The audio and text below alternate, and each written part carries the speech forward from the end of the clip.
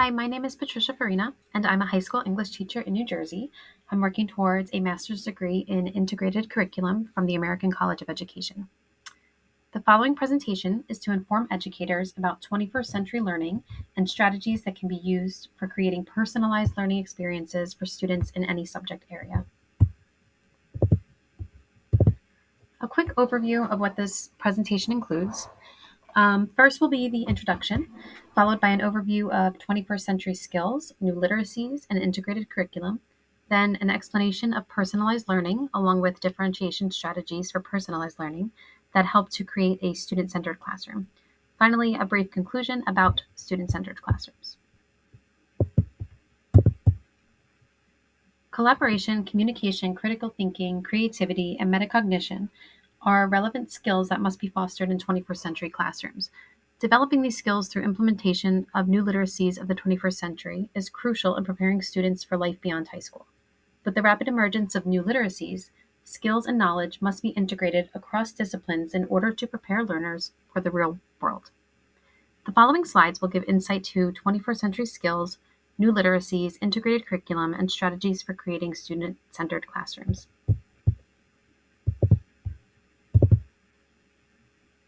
So, 21st century skills should be the focus of education today. Students need to expand upon what the Partnership for 21st Century Learning has coined the 4 C's, which includes critical thinking, collaboration, communication, and creativity skills.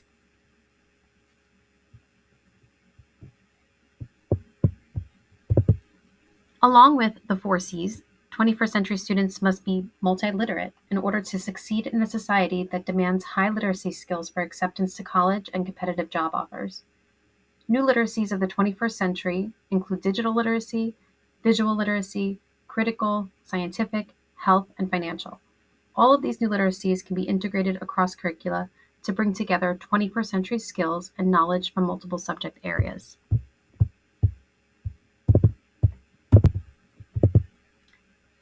A well-planned, integrated curriculum connects discipline areas by focusing on a theme along with the development of similar skills and knowledge in order to solve a problem.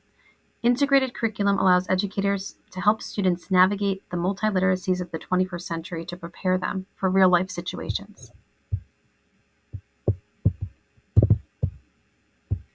Personalized instruction is a strategy for integrating different disciplines and literacies in order to enhance 21st century skills.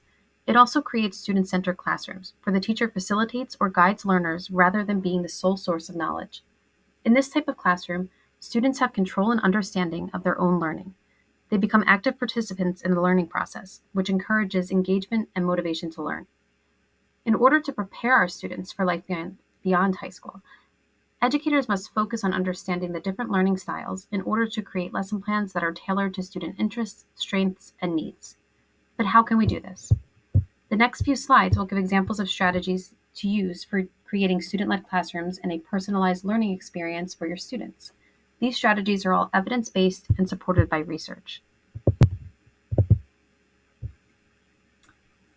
The main strategy of personalized learning is differentiation.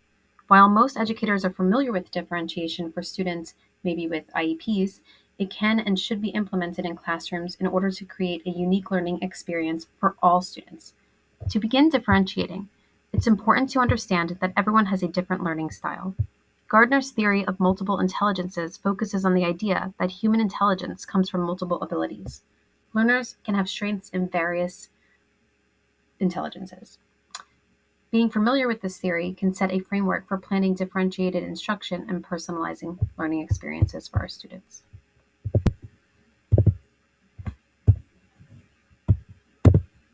4 differentiation strategies to use in student-centered classrooms include student choice, collaborative learning, integrating technology, and assessment strategies. In the next few slides, I'm going to break down each of these and give ideas of some strategies that can be used to create a student-centered learning environment. A great strategy for personalized learning is giving students plenty of opportunities to choose what and how they are going to learn.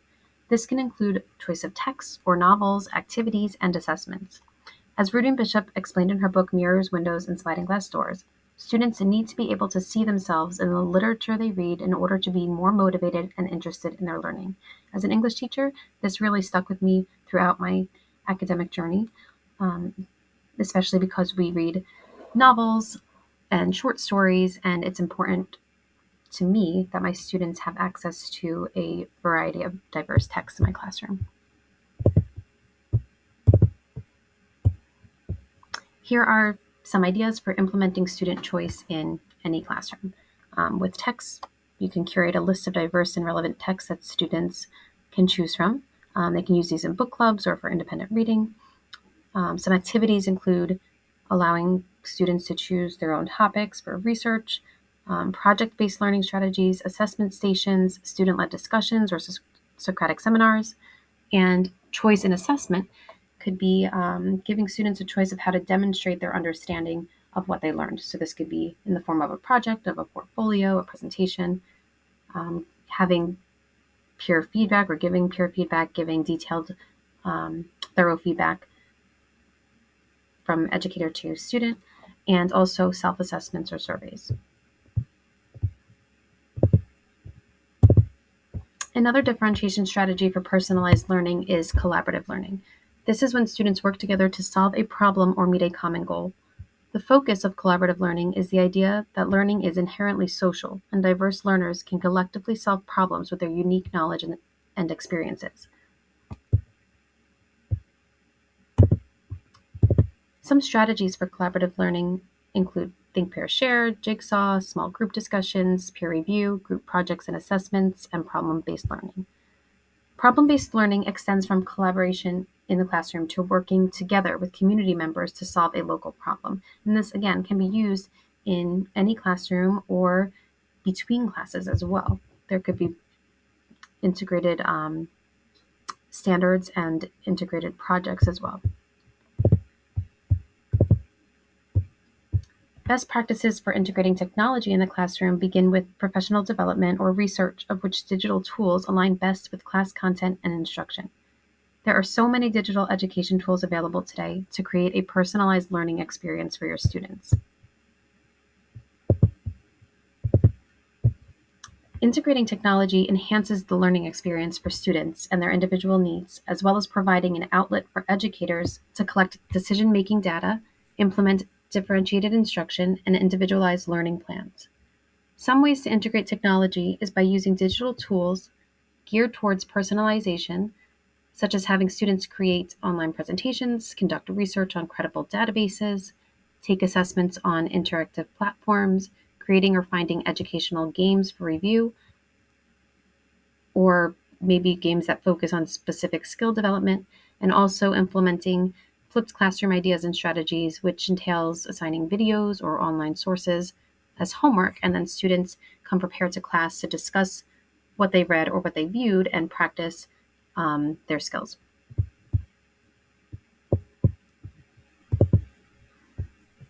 Lastly, we have assessment strategies and the reasons for assessment. Assessment should be understood by educators in order to analyze student growth data and make informed decisions for lesson planning and instruction.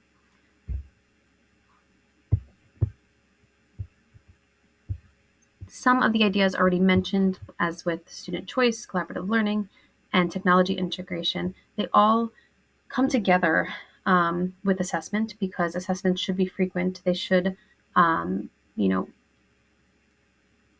be a big part of student choice. They should be collaborative at times, and there should be ways that students can take assessments through digital tools. Usually with digital tools as well, the assessment data is connected already to the state standards, and teachers are able to make quick decisions for personalized learning.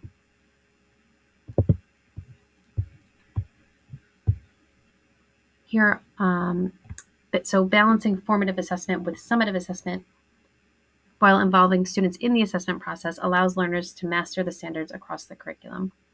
And here we just have some strategies for differentiating assessment.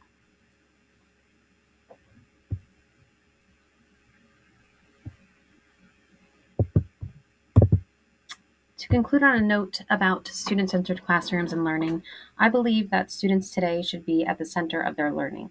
They should be involved in the learning process, whether it is through collaboration with peers, receiving detailed feedback from their teachers, or being able to choose their own novels, assessments, and assignments.